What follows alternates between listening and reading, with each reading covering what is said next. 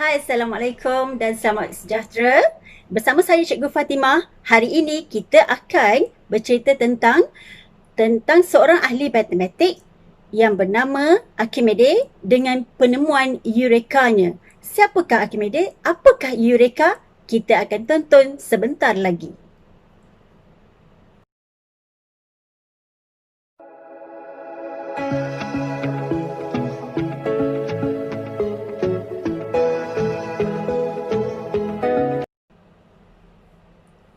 Video ini saya ingin berkongsi satu cerita matematik tentang perkataan Eureka. Apakah maksud Eureka? Eureka ialah satu perkataan zaman Yunani Purba yang diberikan maksud sebagai saya dah dapat. Okey, bagaimana kisahnya bermula?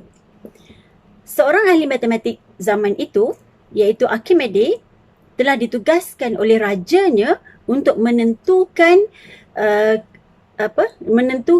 adakah emas yang digunakan untuk membuat mahkota raja tersebut masih lagi kekal emas dengan berat yang sama ataupun sudah berkurangan. Dikisahkan pada ketika itu, raja tersebut telah menempah mahkota emas daripada seorang tukang emas. Raja itu memberikan bongkah emas kepada tukang emas untuk dibuat mahkota.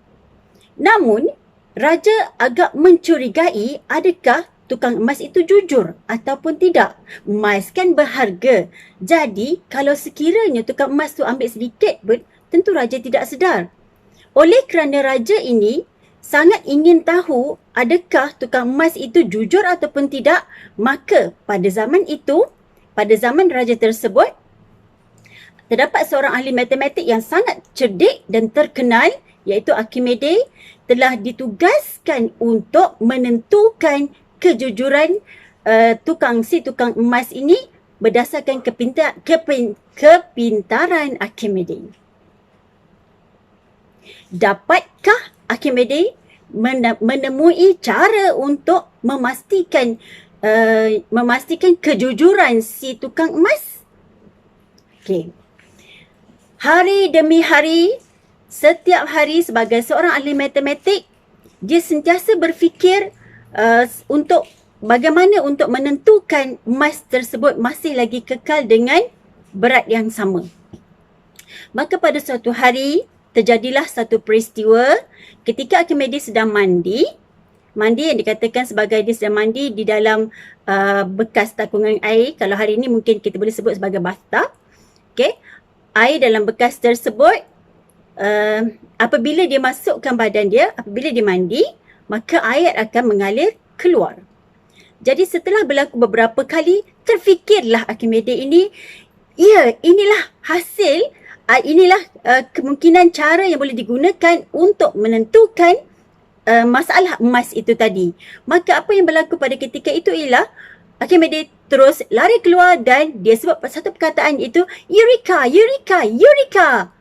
Apakah maksud Eureka? Eureka ialah saya dah dapat.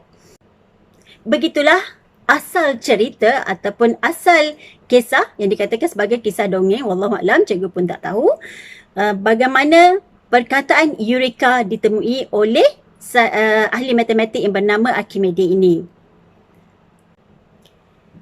Walaupun ianya dikatakan sebagai kisah dongeng, namun saya sangat tertarik dengan perkataan itu dan sehingga hari ini perkataan itu masih lagi digunakan dalam beberapa situasi.